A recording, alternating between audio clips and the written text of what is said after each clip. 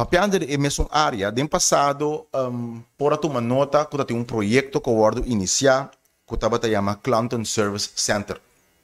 O projeto aqui tem projeto que eu iniciar e riba insistência de Conselho Insular, eu apresentar e tratar em Conselho Insular. Lo qual que nós queremos anunciar, mas nós sabemos no começo de intercâmbio aqui também, que nós está de transparência. O projeto aqui, ora, eu vou apresentar, tem presupuesto de 3 milhões para implementar o projeto. Caminha com o mestre renovar o edifício de finanças anterior, o edifício mais importante na Bonaire, nós conhecemos como Oude Technische School, ou hasta fábrica de limonada, dependendo de qual época você nasce e vive na Bonaire. O projeto aqui tem presupuesto original de 3 milhões. Semana passada, a colega Cecília e minha pessoa estavam tendo uma sessão para papia riba progresso do projeto aqui e nós temos visto que tem a apresentação aqui, nós vamos assombrar que o projeto aqui, no momento aqui, tem projetar surpasso de presupuesto de 2,5 milhões.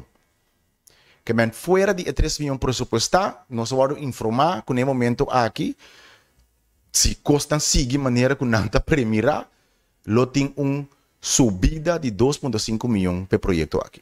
Consequentemente, nós como colégio executivo avisa que nós temos que pôr o projeto on hold, nós temos que atender que outro, porque aparentemente tem planificação do projeto aqui tem alguma omissão de risco que não pode calcular e tampouco total, vista total do projeto não pode premiar suficientemente.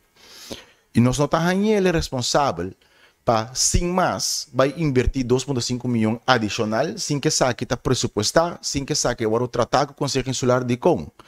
Dia mais, dia para passar com dólar.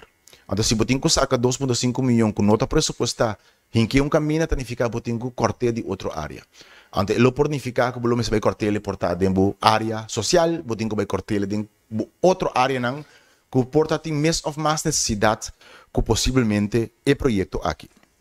Por motivo é a tomar a decisão de pôr isso aqui on hold, revisar a situação, bem com o manejo de serviço para nos passar de uma forma estruturada, enfocar o serviço que nós temos no nosso pueblo e não somente enfocar o possível projeto não, que o custo está muito mais de lo qual que nós lo deseja de invertir para qualquer motivo que está aqui apresentar su mês.